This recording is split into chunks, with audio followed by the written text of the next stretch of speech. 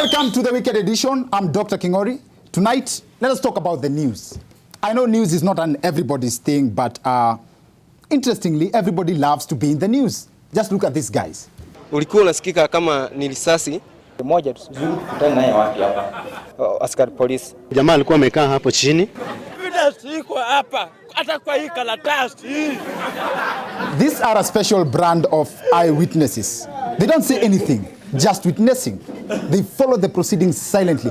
Actually, this is more of a serious version of Kukula kwa macho. And Machakos Senator Johnston Muthama is actually the most famous of these guys. Mimi sitaki mtu apigane kwa sababu yangu. We need respect for the laws. Pende yule ambaye unaona kama ni adui wako. Basically, any press conference the Honorable Senator attends can be branded as I stand with Muthama. And that's not even the best part. There's this rare footage of Muthama standing behind Muthama while addressing a press conference. Yes, Muthama is the best person. Yes, Muthama is the best person kwenda naye out. Juu atajisimamia. Yes. Anyway, that's just a tip of the iceberg. That's just a tip of the iceberg on the subject of the show tonight. First of all, I'm really humbled by the feedback we are getting on the show so far. Thank you very much for the support. Thank you. Thank you. Actually, according to the latest polls by the Ipsos and Synovate, many Kenyans consider the Weekend Edition as one of their most trusted sources of news. And for that reason, For that reason, this week I have been bestowed the responsibility to explain the current water shortage in the country. Critics claim that the water rationing is an act of the central government trying to literally water down the Nairobi County government. But that's not true. According to sources, the actual reason behind the water rationing is that the government is secretly opening new lakes in different parts of the country. Yes, and you know the government na kufanya vitu chini ya maji. So one of those lakes was discovered last week in Munambo village along the Kenya-Uganda border. The reeds have been disappearing as a huge volume of water emerges, despite the drought that straddles the country. This has given them a reason to believe that indeed this is a new lake in the region. Already this group of youth is making some money by imposing a certain fee on those who wish to see the lake. Yes, the lake had been hidden under reeds, but finally the area residents were able to read between the lines.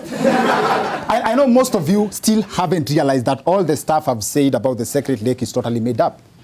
It sounds true because I said it with a straight face, but it's all lies. The whole story, including the Synovate polls, except the thank you part. That is legit. Thank you. Tarudishia makofi zenu after show. Now, by the way, this is the real cause of the water shortage.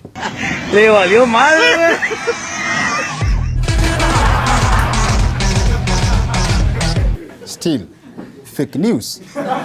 Anyway, the mere fact that there is someone out there who was ready to believe that the government is opening up new lakes is a cause to worry.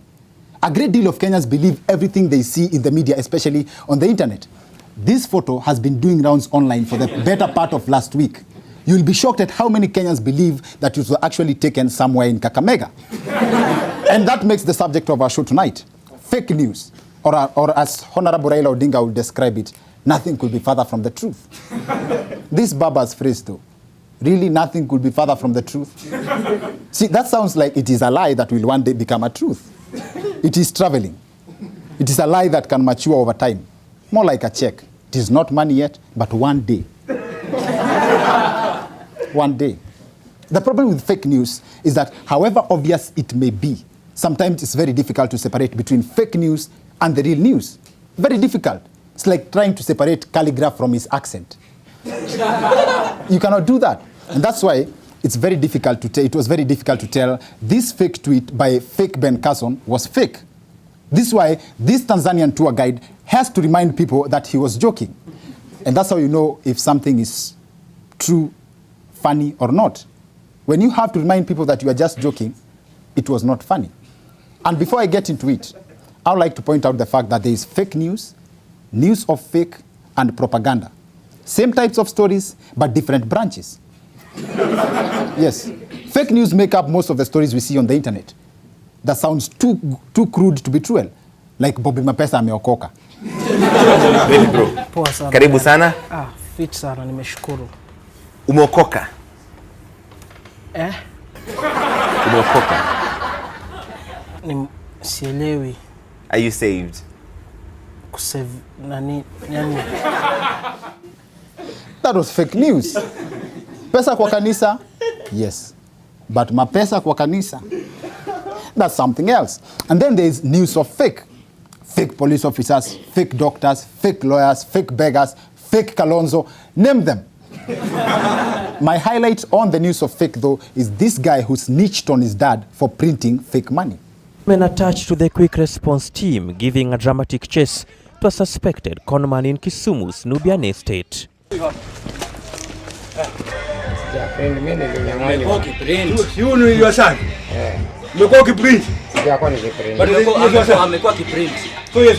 Hata kuna jamaa alimpiga kwa nyumba ya kuprint.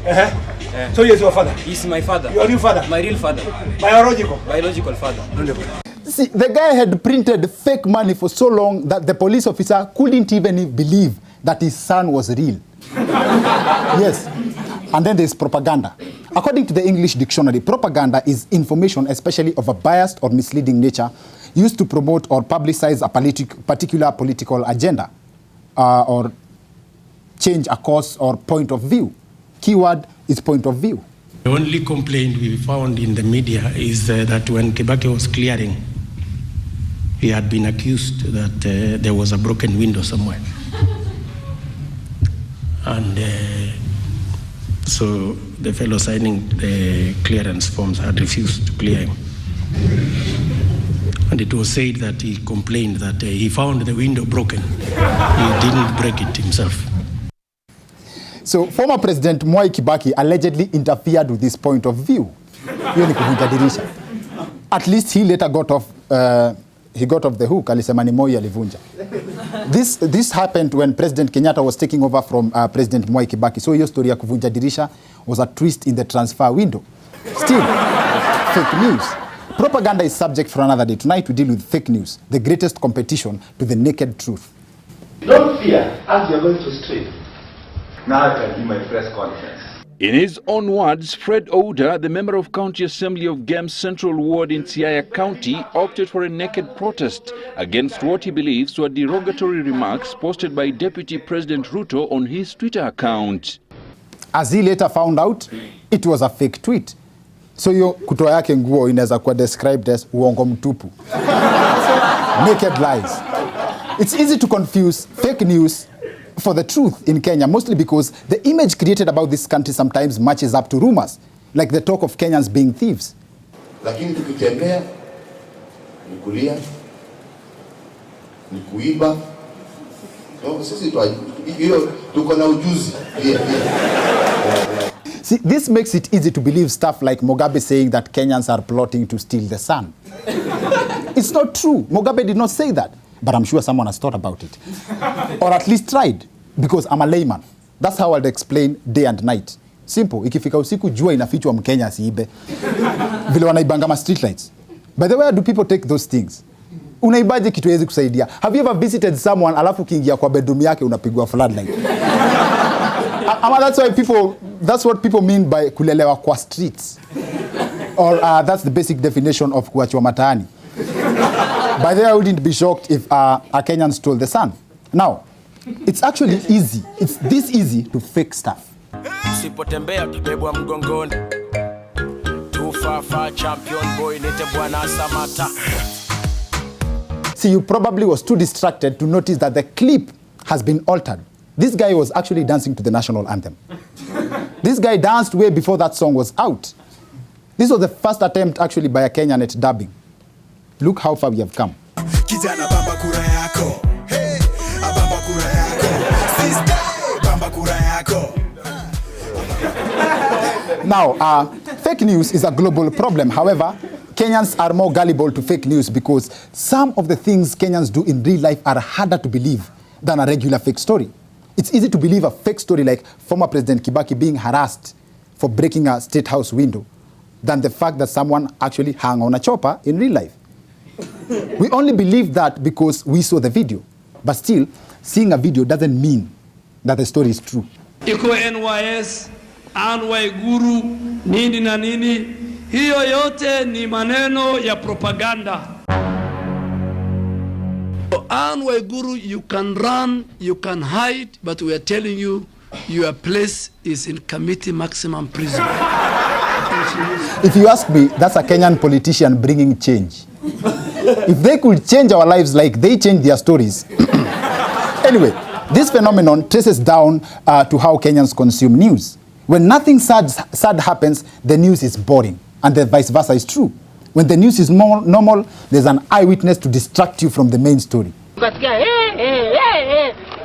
Sisi tukatoka huko mbio. Sasa tulikuwa wanariata karibu kata. Kitoko tunaona wanaume wanakamatana ngumi. Tang tang tang, nini mbaya? Eyewitnesses ndio wanaharibu news. They deflect people from the main story. Ukisikia mtu anapigwa analia tang tang, hiyo ni chuma, like someone has eaten a lot of iron.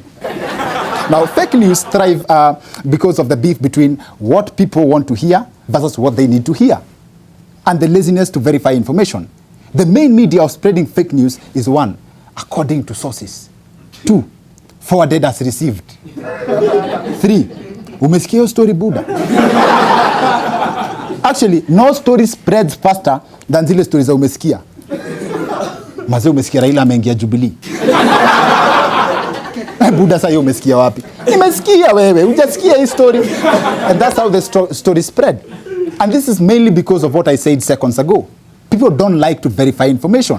And this prompts the media to get creative in packaging of news just to get people's attention, which explain the bad jokes that goes around the internet about how Kenyan media reports the news. Raila says in a rally, I love rice. Then the media runs a headline. Raila declares war on ugali. And bloggers are the kingpins of such catchphrases, and also the most accused of spreading fake news. We'll take a short commercial break and we'll be right back with the founder of Ghafla Kenya, Samuel Majani, for this and more after the break.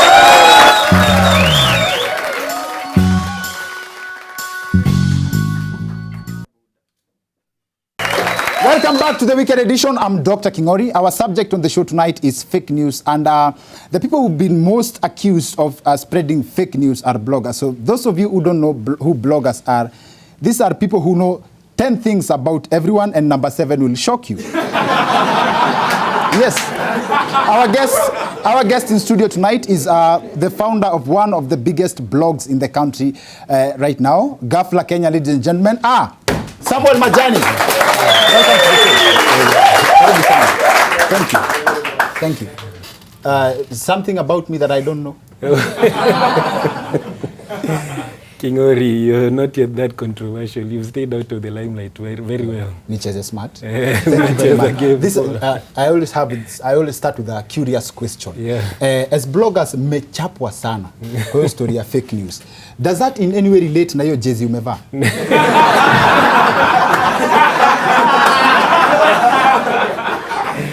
If you see someone wearing an Arsenal jumper at this point in time, we know when he has banned material, because we speak with people for better, for better or for worse.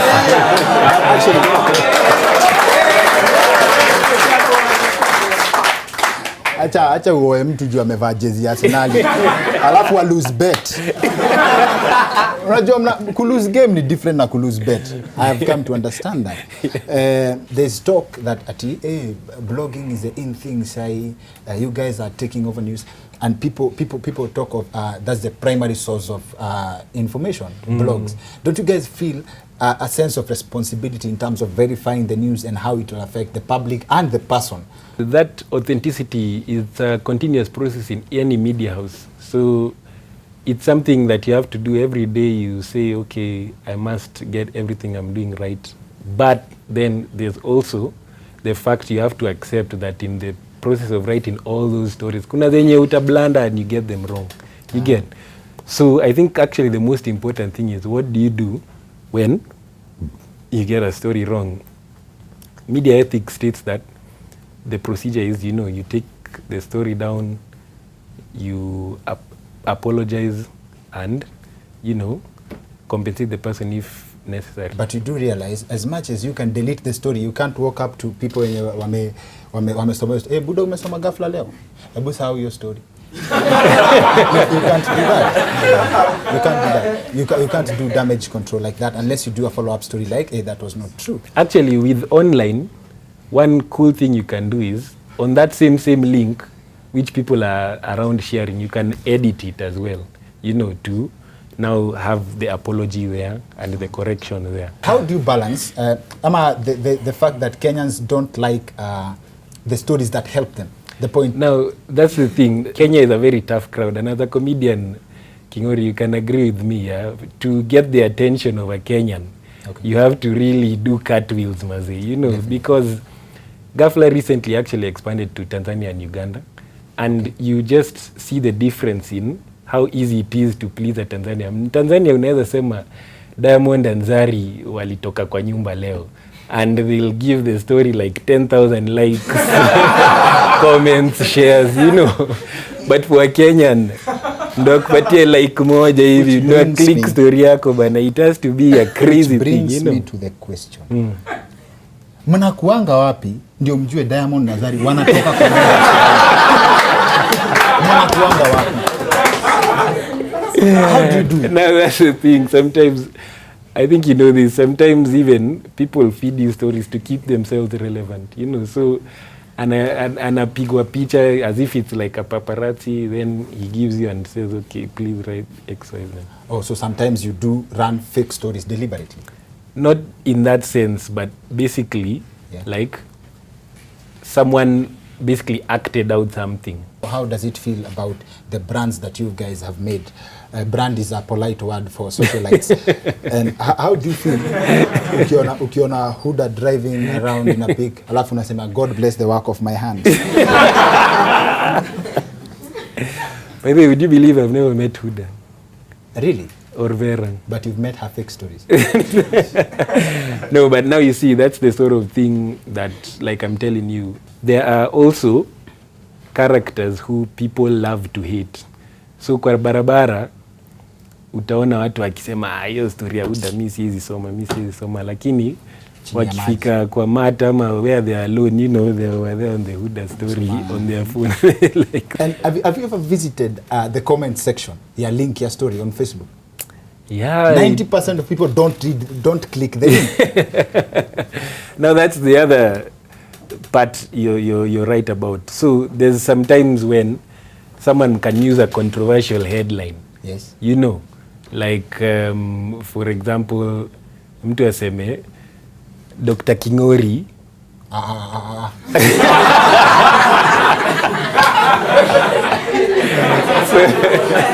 So okay, look.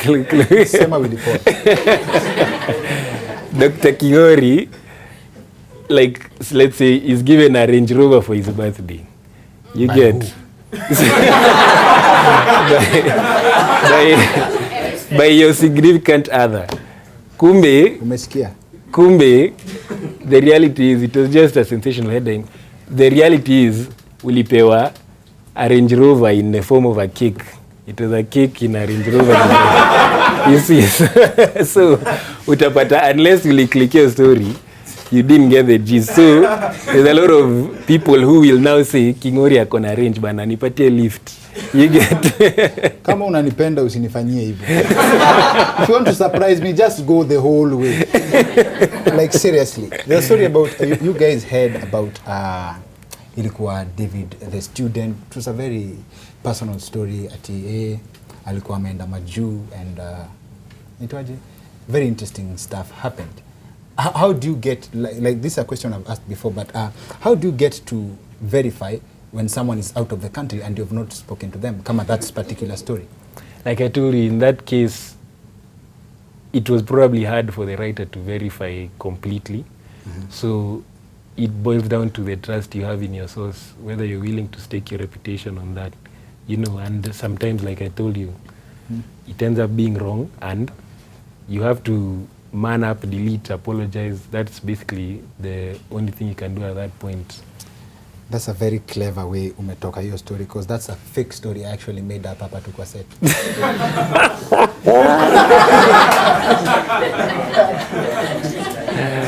Wow. No, but you know, look, Anyway, there you've got me, man. And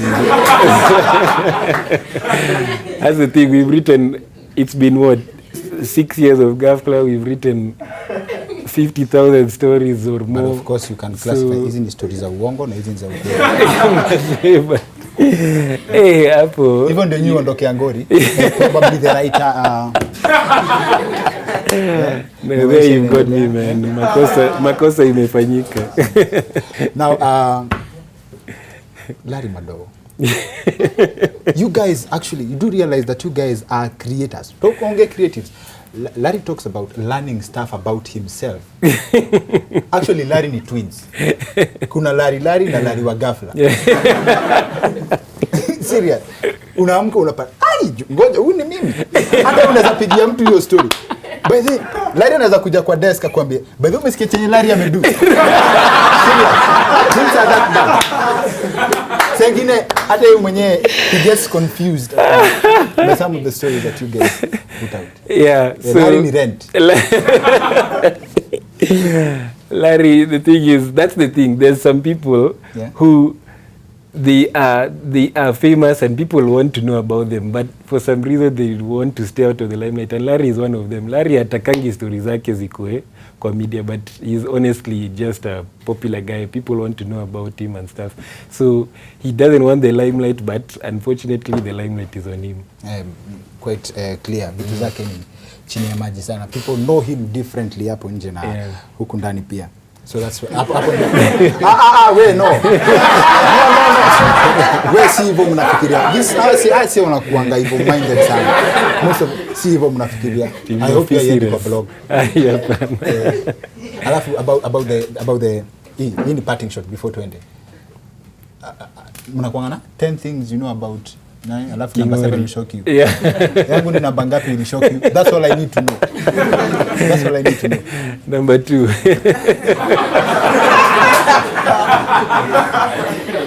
Thank you for coming on the show. Thank you. Thank you very much.